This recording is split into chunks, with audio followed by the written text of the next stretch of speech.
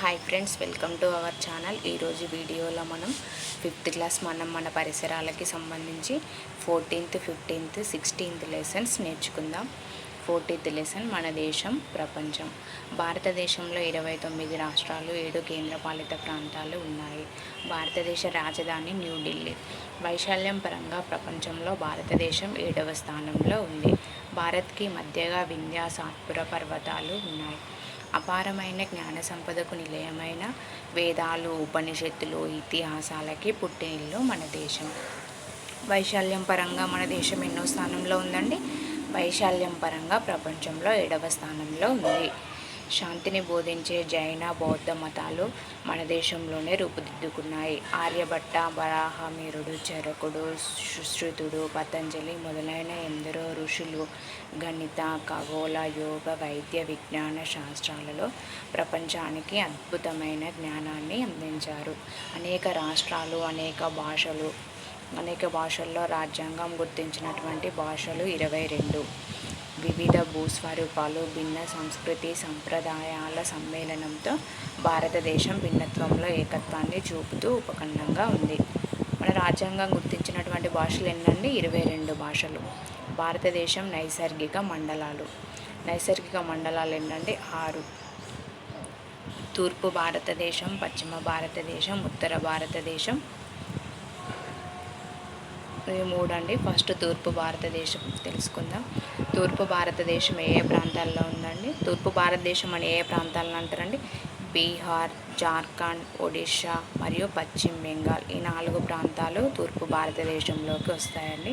పశ్చిమ భారతదేశం గుజరాత్, గోవా, మహారాష్ట్ర, రాజస్థాన్, ఈ 4 ప్రాంతాలు పశ్చిమ భారతదేశంలో ఉంటాయండి.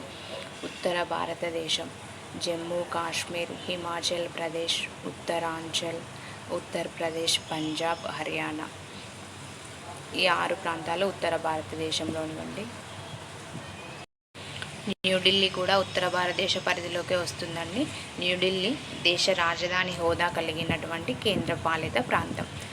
తర్వాత దక్షిణ భారతదేశంలోకి ఏమొస్తాయండి? తెలంగాణ, ఆంధ్రప్రదేశ్, తమిళనాడు, కేరళ, కర్ణాటక, 5 రాష్ట్రాలు వస్తాయండి. ఈశాన్య రాష్ట్రాలల్లో అరుణాచల్ ప్రదేశ్, అస్సాం, మేఘాలయ, త్రిపుర, మిజోరాం, మణిపూర్, నాగాలాండ్, సిక్కిం. ఈశాన్య రాష్ట్రాలలో గుర్తుంచుకోవాలండి, ఎక్కువ ఉన్నాయండి ప్రాంతాలు.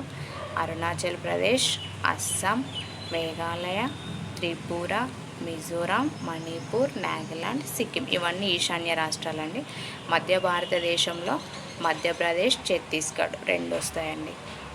ఖండాలు, మహాసముద్రాలు. భారతదేశం మాదిరే ప్రపంచంలో అనేక దేశాలు ఉన్నాయి. ఇన్ని దేశాలు ఉన్న విశాల భూభాగాన్ని మన సౌలభ్యం కోసం ఖండాలు, మహాసముద్రాలుగా విభజించుకున్నాం. ఖండాలు 7: ఆసియా, ఐరోపా, ఆఫ్రికా, ఉత్తర అమెరికా, దక్షిణ అమెరికా, ఆస్ట్రేలియా మరియు అంటార్కిటికా. ఖండాలలో అతి పెద్ద ఖండం ఆసియా. ఖండాల్లో అతి చిన్న ఖండం ఏంటంటే ఆస్ట్రేలియా. పెద్దది ఆసియా, చిన్న ఖండం ఆస్ట్రేలియా. అన్ని ఖండాలలోనూ అక్కడక్కడ పర్వతాలు ఉన్నాయి. కొన్ని చోట్ల పీఠభూములు, మైదానాలు కూడా ఉన్నాయి. కొన్ని పర్వతాలు ఎత్తైనవిగాను, మరికొన్ని ఎత్తు తక్కువగాను ఉన్నాయి. ఎత్తైన పర్వతాలకు ఎగ్జాంపుల్ ఏంటంటే భారతదేశంలోని హిమాలయాలు, దక్షిణ అమెరికాలోని యాండీస్ పర్వతాలను ఎత్తైన పర్వతాలకు ఉదాహరణలుగా చెప్పుకోవచ్చు. ఎత్తు తక్కువగా ఉండే పర్వతాలు ఏంటంటే ఐరోపాలోని ఆల్ప్స్ పర్వతాలు. సాధారణంగా పర్వత ప్రాంతాలు చాలా చల్లగా ఉండి ఎక్కువ వాలు ఉంటాయి. అందువల్ల అక్కడ జనాభా తక్కువగా నివసిస్తుంది. పర్వత ప్రాంతాలు చల్లగా ఉండి ఎక్కువ వాలు ఉంటుంది. పర్వత ప్రాంతాల్లో జనాభా తక్కువగా ఉంటారు. పీఠభూములు అనేటివి పర్వతాల కన్నా ఎత్తు తక్కువగా ఉండి పైన ఇంచుమించు చదునుగాను, అంచులు ఎక్కువ ఏటవాలుగా ఉంటాయి. పర్వత ప్రాంతాల కన్నా పీఠభూమి ప్రాంతంలో జనాభా ఎక్కువగా ఉంటుంది. ఇవి ఎట్లా ఉంటాయండి? పీఠభూములు ఇంచుమించు చదునుగానే ఉంటాయట పైన, అంటే జనాభా నివసించడానికి అనుకూలంగా ఉంటాయి. ఇక్కడ ప్రాంతంలో జనాభా ఎక్కువగా ఉంటుంది. మైదాన ప్రాంతాలు చదునుగా ఉంటాయి. ఇక్కడ జనాభా ఎక్కువగా ఉంటుంది. భారతదేశానికి ఉత్తరాన హిమాలయ పర్వతాలు ఉన్నాయి. అవి మంచుతో కప్పి ఉంటాయి. భారతదేశానికి ఉత్తరాన ఏమున్నాయండి? హిమాలయ పర్వతాలు ఉన్నాయి. ప్రపంచంలోనే ఎత్తైన ఎవరెస్ట్ శిఖరం ఈ యొక్క హిమాలయాలలోనే ఉంది. హిమాలయాలలో పుట్టిన గంగా నది ఇండియా, నేపాల్ దేశాలలో ప్రవహిస్తుంది. భారతదేశానికి ఉత్తరాన హిమాలయాలు ఉన్నాయండి. హిమాలయాల్లో ఎత్తైన శిఖరం ఎవరెస్ట్. హిమాలయాల్లో పుట్టినటువంటి గంగా నది అనేది ఇండియా, నేపాల్ అనే 2 దేశాలలో ప్రవహిస్తుంది. జలభాగం భూమిపైన విశాలమైన ఉప్పు నీటి భాగములను మహాసముద్రాలని, చిన్నవాటిని సముద్రాలు అంటారు. ఇవి వివిధ ఆకృతులలోనూ పరిమాణాలలోనూ ఉన్నాయి. అన్ని ఖండాల చుట్టూ మహాసముద్రాలన్నీ ఒకదానికొకటి కలపబడి ఉంటాయి. మహాసముద్రాలు 5. అవి పసిఫిక్ మహాసముద్రం, హిందూ మహాసముద్రము, అట్లాంటిక్ మహాసముద్రం, ఆర్కిటిక్ అండ్ అంటార్కిటిక్ మహాసముద్రము. మహాసముద్రాలు ఎన్నండి? 5. ఖండాలు ఎన్నండి? 7. మహాసముద్రాలలో పెద్దది పసిఫిక్, చిన్నది ఆర్కిటిక్ మహాసముద్రం. మహాసముద్రాలలో పెద్దది పసిఫిక్ మహాసముద్రము, చిన్నది ఆర్కిటిక్ మహాసముద్రము. అన్ని వైపులా నీటితో ఆవరించబడి ఉన్న చిన్న భూభాగాలను ద్వీపాలు అంటారు. ఉదాహరణ గ్రీన్లాండ్, గ్రేట్ బ్రిటన్లు ద్వీపానికి ఉదాహరణలు. 3 వైపులా నీరుండి ఒకవైపు భూభాగాలతో కలిసి ఉన్న దానిని ద్వీపకల్పం అంటారు. ఎగ్జాంపుల్ ఏంటండి? భారతదేశం.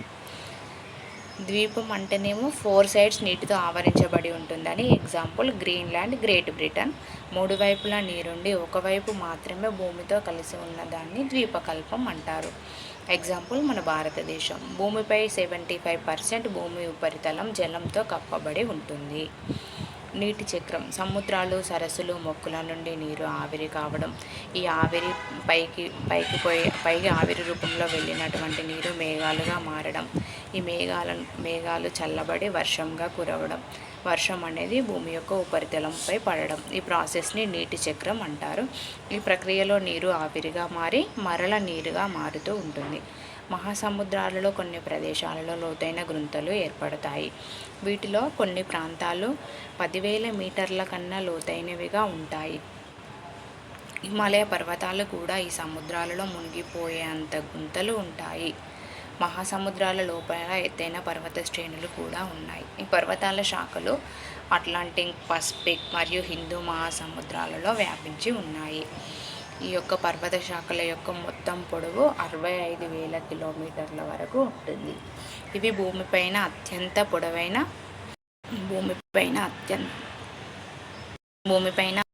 పొడవైన పర్వత శ్రేణులు. కొన్ని పర్వత శిఖరాలు సముద్ర ఉపరితలంపైకి వ్యాపించి ఉండి దీవులుగా ఉంటాయి. ఈ పర్వత శిఖరాలు కొన్నేమో సముద్రం లోపల ఉంటాయండి, కొన్నేమో సముద్ర ఉపరితలంపైకి వ్యాపించి ఉంటాయి. ఇవి దీవులుగా ఏర్పడతాయి. మహాసముద్రాల జలం అనేక లవణాల మిశ్రమం. సముద్ర జలాలలో అత్యధికంగా సోడియం క్లోరైడ్ అంటే ఇంకో పేరేంటండి? సాధారణ ఉప్పు. మహాసముద్రాలలో అత్యధికంగా సోడియం క్లోరైడ్ ఉంటుంది. సముద్ర జలంలో సుమారు 96% నీరు ఉంటే మిగిలిన 4%లో లవణాలు, ఇతర కరిగని ఘనపదార్థాలు ఉంటాయి. నదులలోని నీటి కన్నా సముద్రపు నీరు ఎక్కువ సాంద్రతని కలిగి ఉంటుంది.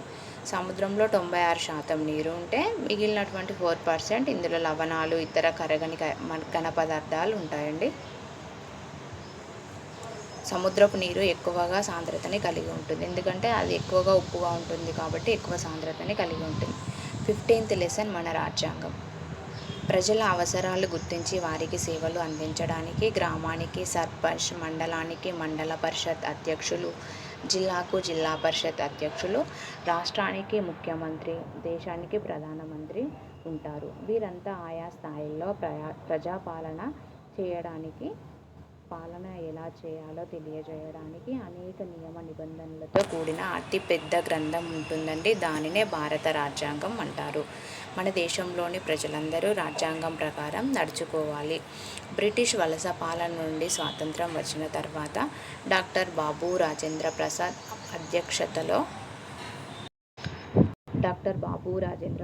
అధ్యక్షతలో భారత రాజ్యాంగం రూపొందించబడింది.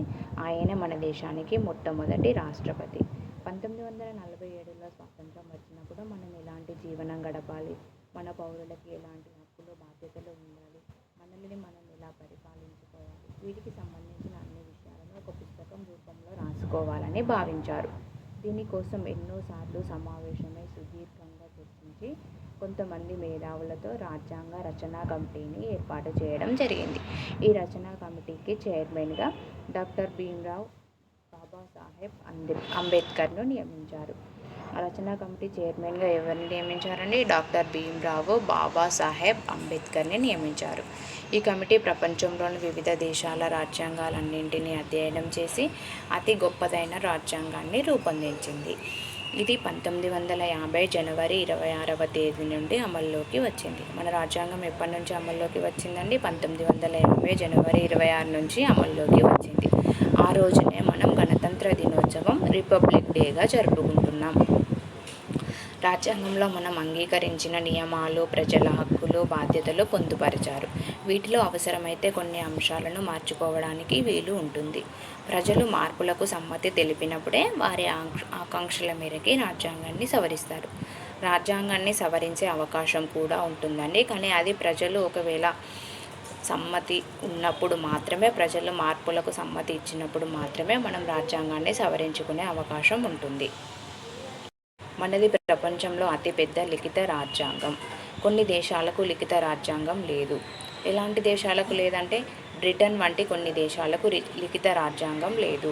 భారత రాజ్యాంగాన్ని రూపొందించడానికి డాక్టర్ బిఆర్ అంబేద్కర్ అధ్యక్షులుగా ఉంటే సభ్యులుగా ఎవరెవరున్నారో చూద్దామండి. గోపాలస్వామి అయ్యంగారు, అల్లాడి కృష్ణస్వామి అయ్యర్, కేఎం మున్షి, సయ్యద్ మహమ్మద్ సాదుల్లా, ఎన్ మాధవరావు, పిటి కృష్ణమాచార్యులు వీరందరూ సభ్యులుగా ఉన్నారు. బిఆర్ అంబేద్కర్ ఏమో అధ్యక్షులుగా ఉంటే గోపాలస్వామి అయ్యర్, అల్లాడి కృష్ణస్వామి అయ్యర్, కేఎం మున్షి, సయ్యద్ మహమ్మద్ సాదుల్లా, ఎన్ మాధవరావు, పిటి కృష్ణమాచార్యులు వీరందరూ సభ్యులుగా ఉండి రాజ్యాంగాన్ని రూపొందించడం జరిగిందండి. రాజ్యాంగం రాయడానికి 2 సంవత్సరాల 11 నెలల 18 రోజులు పట్టింది. భారత రాజ్యాంగం ప్రవేశికతో మొదలవుతుంది. ఈ ప్రవేశిక రాజ్యాంగానికి ఒక ఉపోద్ఘాతం, పరిచయం. ప్రవేశిక అనేది రాజ్యాంగానికి గుండె వంటిది. ఇది మన జాతీయ లక్ష్యాల గురించి తెలుపుతుంది. ఈ ప్రవేశిక అనేది దీని గురించి తెలుపుతుందండి? మన జాతీయ లక్ష్యాల గురించి తెలుపుతుంది.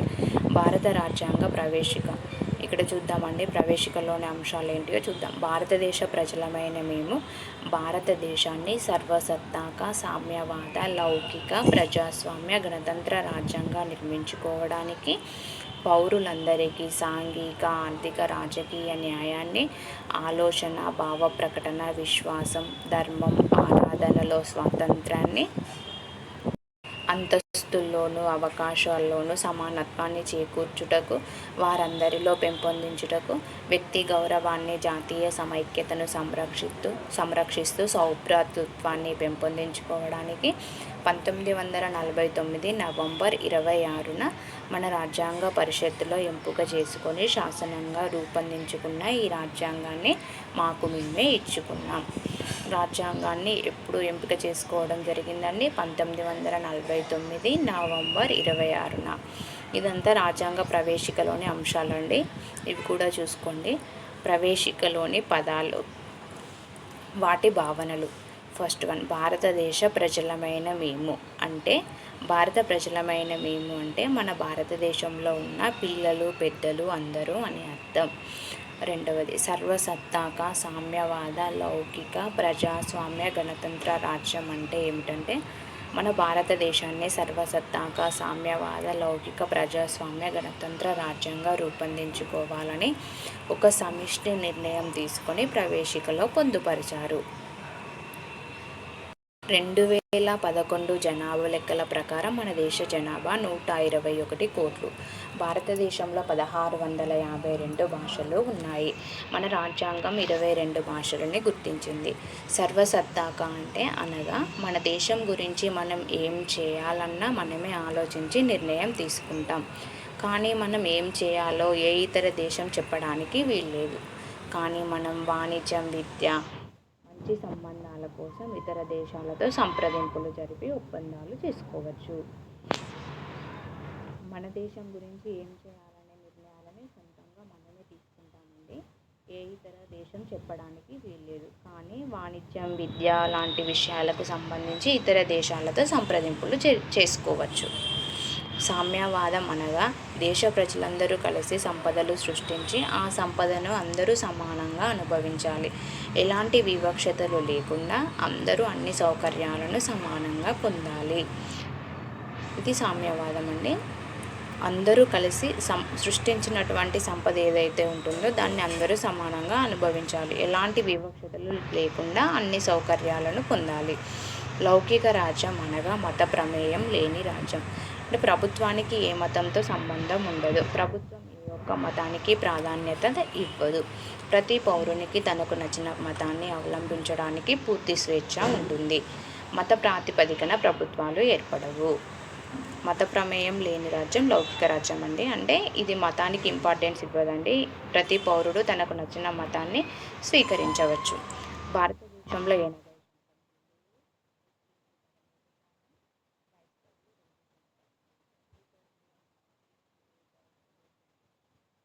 మతాన్ని అనుసరించినటువంటి వారు కూడా ఉన్నారు. ఏ మతాన్ని అనుసరించని వారు కూడా ఉన్నారు. హిందువులు ఎంతమంది ఉన్నారండి? 80% ఉన్నారు. క్రైస్తవులు ఎంతమంది ఉన్నారు? 2% ఉన్నారు. ముస్లింలు 13% ఉన్నారు. ఏ మతాన్ని అనుసరించని వారు కూడా ఉన్నారు. బౌద్ధ మతం, జైన మతం, సిక్కు మతం మన దేశంలోనే పుట్టాయి. కానీ బౌద్ధ మతం మాత్రం ఇతర దేశాలకి వ్యాపించింది. ప్రజాస్వామిక గణతంత్ర రాజ్యం అనగా ప్రజలు ఎన్నుకున్న ప్రతినిధులే ప్రజలను పాలిస్తారు. రాజులు, రాణులు ఉండరు. ప్రజాస్వామ్యం అనగా ప్రజల కోరకు ప్రజల చేత ఏర్పడినటువంటి ప్రభుత్వం. వారు ప్రజల సంక్షేమం కోసం రాజ్యాంగంలో ప్రభుత్వాన్ని నడపాలి. ప్రజాస్వామిక గణతంత్ర రాజ్యం అంటే ఇక్కడ రాజు, రాణి అని ఎవరు ఉండరండి. ఎవరైతే ప్రజలు ఎన్నుకున్న ప్రతినిధి ఎవరైతే ఉంటారో వాళ్ళే చట్టాలు పార్లమెంట్లో రూపొందుతాయి. పార్లమెంటులో లోక్సభ, రాజ్యసభ ఉంటాయి. లోక్సభకు 543 పార్లమెంటు సభ్యులను ఓటర్ల ద్వారా ఎన్నుకుంటారు. లోక్సభలో ఎంతమంది సభ్యులు ఉంటారండి? 543 మంది సభ్యులు ఉంటారు. ఇద్దరు సభ్యులను ఎన్నికలు లేకుండా నామినేట్ చేస్తారు. మొత్తం 545 సభ్యులు అంటే ఇందులో 543 సభ్యులను ఓటర్ల ద్వారా ఎన్నుకుంటారు. మిగిలిన ఇద్దరు సభ్యులను ఎన్నికల ప్రాతిపదిక లేకుండా నామినేట్ చేయడం జరుగుతుంది. రాజ్యసభను చూసినట్లయితే 233 మంది సభ్యులను రాజ్యసభకు ఎన్నుకుంటారు. 12 మందిని ఎన్నికలతో సంబంధం లేకుండా నామినేషన్ పద్ధతిలో రాజ్యసభకి నియమిస్తారు. మొత్తం ఇందులో కూడా 245 మంది సభ్యులు ఉంటే రాజ్యసభలో ఇందులో 233 మంది సభ్యులను ఓటర్ల ద్వారా ఎన్నుకుంటారు. మిగిలిన 12 మందిని ఎన్నికలతో సంబంధం లేకుండా నామినేషన్ పద్ధతిలో నియమిస్తారు. పార్లమెంటులో ఉన్న మొత్తం సభ్యుల సంఖ్య 790. ఈ 245ను పైన చూసిన 545 ఇవి మొత్తం కలిపి 790. మొత్తం సభ్యుల సంఖ్య 790. మన శాసనసభ సభ్యులు, శాసన మండలి 2 రాష్ట్రంలో ఉంటాయండి. శాసనసభలో 119 మంది సభ్యులను ఎన్నుకోవడం జరుగుతుంది. వీరిని ఎమ్మెల్యే అంటారు. Member of legislative assembly. MLA అంటే ఏంటండి? Member of legislative assembly. శాసన మండలిలో 40 మంది సభ్యులను ఎన్నుకుంటారండి. వీరిని శాసన మండలి సభ్యులు లేదా ఎమ్మెల్సీలు అంటారు. Member of legislative council. మన దేశంలో 18 సంవత్సరాలు దాటిన ప్రతి ఒక్కరికి ఓటు హక్కు ఉంటుంది. తన ఇష్ట ప్రకారం ఎన్నికలలో పోటీ చేసే వ్యక్తికి ఓటు వేయాలి. నెక్స్ట్ సమన్యాయం. సామాజిక, ఆర్థిక, రాజకీయ న్యాయం. మగ, ఆడ, వివిధ మతాలు, కులాలు, వర్గాలు, ప్రాంతాలు అనే తేడా లేకుండా ఒకరు ఎక్కువ ఒకరు తక్కువ అని కాకుండా అందరికీ సమాన అవకాశాలను పొందడం, గౌరవంతో జీవించడం, అందరికీ నివాసం, విద్య, వైద్యం, ఉపాధి అవకాశాలు కల్పించడానికి ప్రభుత్వం అనేక సంక్షేమ కార్యక్రమాలని అమలు చేస్తుంది. సమన్యాయం అంటే ఈ అంశాలన్నీ వస్తాయండి. ఇందులో నివాసంలో కానీ, విద్య, వైద్యం, ఉపాధిలో అన్నింట్లో ప్రభుత్వం అందరికీ అమలయ్యేలా సంక్షేమ కార్యక్రమాలని చేపడుతుందండి. సమానత్వం, అందరూ ప్రజలని సమానంగా చూడాలి, గౌరవించాలి, అభివృద్ధిని అందరికీ పంచాలి. ఆలోచన, భావ ప్రకటన, విశ్వాసం, ధర్మం, ఆరాధనలో స్వేచ్ఛ. రాజ్యాంగం మనకు అనేక స్వేచ్ఛలను కల్పించింది. అవి మాట్లాడే స్వేచ్ఛ, రాసే స్వేచ్ఛ, భారతదేశంలో ఎక్కడికైనా భయం లేకుండా వెళ్ళగలిగే స్వేచ్ఛ, ఇష్టమున్న చోట నివసించే స్వేచ్ఛ, స్నేహితులను ఎంచుకునే స్వేచ్ఛ, నచ్చిన మతాన్ని ఆచరించగలిగే స్వేచ్ఛ మొదలైనవి. ఇవన్నీ కూడా భారత రాజ్యాంగం మనకు కల్పించినటువంటి స్వేచ్ఛలండి. వ్యక్తిగత గౌరవం, దేశ సమైక్యతను, సౌభ్రాతృత్వాన్ని పెంపొందించడం. మనమందరం ఒక కుటుంబంలోని సభ్యులుగా ప్రేమతో అన్నదమ్ములుగా అక్కచెల్లెలుగా మెలగాలి. ఒకరి గురించి మరొకరు బాధ్యత వహించాలి. భిన్నత్వంలో ఏకత్వం ద్వారా మన దేశాన్ని ఐక్యతతో బలోపేతం చేసుకోవాలి. ఈ విధంగా రాసుకున్న రాజ్యాంగాన్ని రాజ్యాంగ పరిషత్ 1949 నవంబర్ 26 నాడు ఆమోదం తెలిపింది. రాజ్యాంగ పరిషత్ ఎప్పుడు ఆమోదం తెలిపిందండి? 1949 నవంబర్ 26న రాజ్యాంగ పరిషత్ ఆమోదించడం జరిగింది ఈ యొక్క రాజ్యాంగాన్ని. 1950 జనవరి 24 నాడు రాజ్యాంగ సభ సభ్యులంతా సంతకాలు చేయడం జరిగింది. 1950 జనవరి 20 నుంచి మన యొక్క రాజ్యాంగం అమల్లోకి వచ్చింది. రాజ్యాంగ పరిషత్ ఆమోదించిన తేదీ ఏమో 1949 నవంబర్ 26. రాజ్యాంగ సభ సభ్యులందరూ సంతకం చేసింది 1950 జనవరి 24. రాజ్యాంగం అమల్లోకి వచ్చింది మాత్రం 1950 జనవరి 26. రాజ్యాంగం అందరి పిల్లలకి విద్య, ఆరోగ్యం, అభివృద్ధిలో సమాన అవకాశాలని, స్వేచ్ఛని కల్పించింది. కానీ కొంతమంది పిల్లలు బాల కార్మికులుగా పనిచేస్తున్నారు. అలాంటి వారికి రాజ్యాంగం ద్వారా కల్పించబడే అన్ని హక్కులను కల్పించి వారి యొక్క అభివృద్ధికి పాటుపడాలి. హక్కులు, బాధ్యతలు. భారత రాజ్యాంగం మనకు హక్కులను, బాధ్యతలను కల్పించింది. పనిచేసే హక్కు, వాక్ స్వాతంత్ర్యపు హక్కు, మత స్వాతంత్ర్యపు హక్కు, పీడనం నుండి నిరోధించబడే హక్కు, ఓటు హక్కు. ఇలా భారత రాజ్యాంగం మనకి హక్కులని కూడా కల్పించింది. సంఘాలని ఏర్పరచుకునే హక్కు, విద్యను పొందే హక్కు మొదలగు హక్కులని కల్పించింది. హక్కుల గురించి నేర్చుకున్నాం కదండి. నెక్స్ట్ ప్రాథమిక బాధ్యతలు. ఫస్ట్ వన్, రాజ్యాంగానికి లోబడి దాని ఆశయాలను, హక్కులను, జాతీయ జెండా, జాతీయ గీతాన్ని గౌరవించడం. సెకండరీ, జాతీయ పోరాటానికి, స్వాతంత్రం సముపార్జనకు దోహదపడిన ఉదాత్త ఆశయాలని గౌరవించుట. థర్డ్ వన్, భారతదేశపు ఏకత్వాన్ని, సమైక్యతను, సార్వభౌమాధికారాన్ని పరిరక్షించుట. ఫోర్త్ వన్, దేశాన్ని సంరక్షిస్తూ అవసరమైనప్పుడు జాతీయ రక్షణకు తోడ్పడుట. ఫిఫ్త్ వన్, మతం, భాష, ప్రాంతీయ వర్గ వైషమ్యాలు లేకుండా దేశ ప్రజలందరిలోనూ ప్రశాంత వాతావరణాన్ని కలుగజేయడం. స్త్రీల గౌరవానికి భంగం కలిగించే విధానాలని అంతమొందించడం. సిక్స్త్ వన్, దేశ సంస్కృతిని కాపాడడం. సెవెంత్ది, సహజ పరిసరాలు, అడవులు, సరస్సులు, నదులు, వన్యమృగాలను పరిరక్షించి అభివృద్ధి పరచుట. ఎనిమిదవది, శాస్త్రీయ దృక్పథాన్ని, మానవత్వాన్ని, విచారణ ధోరణిని, సంస్కరణలను అభివృద్ధి పరచుట. నైన్త్ వన్, ప్రభుత్వ ఆస్తిని కాపాడుట, హింసని విడనాడుట. 10th వన్, జాతి సర్వతోముఖాభివృద్ధికి వ్యక్తిగతంగా సమిష్టిగా కృషి జరుపుట. ఇలా ప్రాథమిక బాధ్యతలు 10 ఉంటాయండి. 10 గుర్తుంచుకోవాలండి. హక్కులను అనుభవించడంలో కొందరు వివక్షతకు గురవుతారు, అనగా అందరూ అన్నీ అనుభవించలేరు. సమాన గౌరవం, స్వేచ్ఛ, సమాన గుర్తింపు, చదువుకునే అవకాశాలు పొందలేకపోవడం మొదలైనవన్నీ వివక్షత కిందికి వస్తాయి. వివక్షతలు అంటే ఏంటి అంటే సమాన గౌరవాన్ని, స్వేచ్ఛను పొందలేకపోవడం, చదువుకునే అవకాశాలను కూడా పొందలేకపోవడాన్ని వివక్షత కిందికి చూపిస్తారు. ఇలా కాకుండా అందరూ హక్కులను అనుభవించాలి, అభివృద్ధి చెందాలి. 16th లెసన్, బాలల హక్కులు. నేటి బాలలు రేపటి భావి భారత పౌరులు. నేటి పిల్లలే రేపటి పెద్దలు. రేపటి సమాజం బాలలపైనే ఆధారపడి ఉంటుంది. భారత రాజ్యాంగం ప్రతి పౌరునికి కొన్ని హక్కులను ఇచ్చింది. బాలలకి ప్రధానంగా 4 హక్కులు ఉంటాయండి. అవి: 1, జీవించే హక్కు. 2, రక్షణ పొందే హక్కు.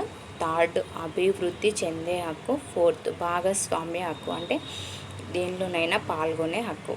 ఫస్ట్ ఏంటంటే జీవించే హక్కు, రక్షణ పొందే హక్కు, అభివృద్ధి చెందే హక్కు, భాగస్వామ్యపు హక్కు. ఈ 4 హక్కులను భారత రాజ్యాంగం ప్రతి పౌరుడికి కల్పించింది, అంటే బాలలకి కల్పించింది. ఇవి బాలలకి సంబంధించిన హక్కులండి.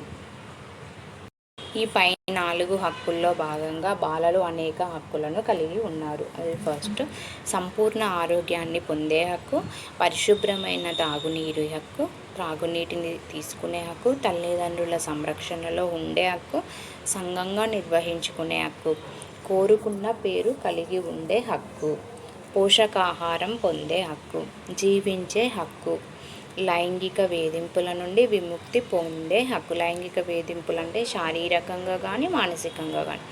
జాతీయతని కలిగి ఉండే హక్కు, సామాజిక భద్రతని పొందే హక్కు, వినోదం పొందే హక్కు, నాణ్యమైన ఉచిత విద్య పొందే హక్కు, విశ్రాంతి పొందే హక్కు, సాంస్కృతిక కార్యక్రమాలలో పాల్గొనే హక్కు, ప్రేమ ఆప్యాయతలని పొందే హక్కు, ఆడుకునే హక్కు, శారీరక ఆర్థిక దోపిడీ నుండి విముక్తి పొందే హక్కు, అవమానం నుండి రక్షణ పొందే హక్కు, ప్రశంసలు పొందే హక్కు, భావ వ్యక్తీకరణ హక్కు, మనిషిగా గుర్తింపు పొందే హక్కు, హింస నుండి రక్షణ పొందే హక్కు, అభిప్రాయాన్ని వ్యక్తపరిచే హక్కు, గౌరవాన్ని పొందే హక్కు, యుద్ధం నుండి రక్షణ పొందే హక్కు, సమాచారం పొందే హక్కు, స్వేచ్ఛగా ఆలోచించే హక్కు, ప్రేమ స్నేహాన్ని కలిగి ఉండే హక్కు, మత స్వాతంత్ర్యపు హక్కు, ఆత్మసాక్షిగా ప్రవర్తించే హక్కు, సామాజిక సమానత్వపు హక్కు, వివక్షతల నుండి విముక్తి పొందే హక్కు. ఇలా బాలలకు సంబంధించిన 4 హక్కులలో చూసినట్లయితే మళ్ళీ ప్రతి హక్కులో ఇందులో ఇక్కడ చెప్పినటువంటి హక్కులు వస్తాయండి. అలా మొత్తం 4 హక్కులకి కలిపి మొత్తం మళ్ళీ ఇందులో 32 హక్కులను విభజించడం జరిగిందండి. పైన ఉన్న 4 హక్కులలో ఈ 32 వస్తాయండి.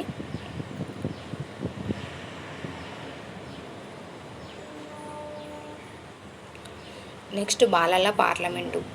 సుమారు 6 నుండి 18 సంవత్సరాల వయసు ఉన్న 30 మంది బాలబాలికలతో ఏర్పాటు చేసినదే బాలల పార్లమెంటు. ఇందులో ఆ నివాస ప్రాంతంలోని బాలలు సభ్యులుగా ఉంటారు. బాలల పార్లమెంటు విద్య, ఆరోగ్యం, బాలల సమస్యలు, బాలల హక్కుల ఉల్లంఘన వంటి అంశాలతో ప్రతి వారం సమావేశం ఏర్పాటు చేసుకుని చర్చించాలి. బాలల హక్కుల పరిరక్షణకు కృషి చేసి అందుకు కృషి చేస్తున్న సంస్థలతో కలిసి పనిచేయాలి. బాలల పార్లమెంట్లో ఎన్ని సంవత్సరాల వయసున్న వారు పాల్గొంటారండి? 6 నుండి 18 సంవత్సరాల వయసు ఉన్న 30 మంది బాలబాలికలతో కలిసి బాలల పార్లమెంట్ ఏర్పాటు చేయడం జరిగిందండి. ఇందులో విద్య, ఆరోగ్యం, బాలల సమస్యలు, బాలల హక్కుల ఉల్లంఘన వంటి అంశాలతో ప్రతి వారం సమావేశం ఏర్పాటు చేసి చర్చించాలండి. కేరళలో 2722 బాలల పార్లమెంటులో 6 లక్షల మంది బాలలు సభ్యులుగా ఉన్నారు. కేరళలో మొత్తం ఎన్ని బాలల పార్లమెంట్లు ఉన్నాయండి? 2722 బాలల పార్లమెంట్లు ఉంటే మొత్తం పార్లమెంట్లో కలిపి 6 లక్షల మంది బాలురు ఉన్నారు సభ్యులుగా. బాలల హక్కుల పరిరక్షణ కేంద్రం. బాలలకు ఉచిత నిర్బంధ విద్యా హక్కు చట్టం 2009 ప్రకారం బాలల హక్కులకు భంగం కలిగించిన వారిపై తగు చర్యలు తీసుకుంటారు. ఫీజు వసూలు చేయడం, చదవలేదని, ఇంటి పని చేయలేదని శిక్షించడం చట్ట ప్రకారం నేరం. బాలల హక్కులకు భంగం కలిగినట్లయితే 1800425325 నెంబర్కి కాల్ చేసి వివరాలు చెబితే తగిన చర్యలు తీసుకుంటారు. బాలల హక్కులకు భంగం కలిగితే డయల్ చేయాల్సిన నెంబర్ ఏంటండి? 1800425325.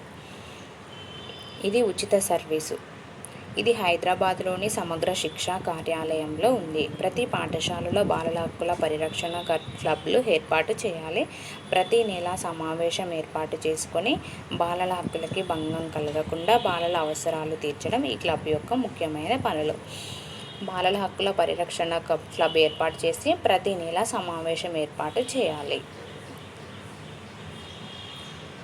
ఓకే ఫ్రెండ్స్, నెక్స్ట్ వీడియోలో మనం 6th క్లాస్ సోషల్కి సంబంధించి నేర్చుకుందాం. ఇక్కడ ఇంకొక పాయింట్ ఉందండి. బాలల లైంగిక వేధింపులకు గురి కాకుండా భారత ప్రభుత్వం 2012 సంవత్సరంలో బాలల లైంగిక వేధింపుల నిరోధ చట్టం 2012 రూపొందించింది. దీనికే పోక్సో చట్టం అంటారు. బాలలు లైంగిక వేధింపులకు గురి కాకుండా భారత ప్రభుత్వం 2012 సంవత్సరంలో బాలల లైంగిక వేధింపుల నిరోధ చట్టం 2012ని రూపొందించిందండి. దీనినే పోక్సో యాక్ట్ అంటారు. ఓకే ఫ్రెండ్స్, నెక్స్ట్ వీడియోలో మనం 6వ తరగతి సోషల్ నేర్చుకుందాం.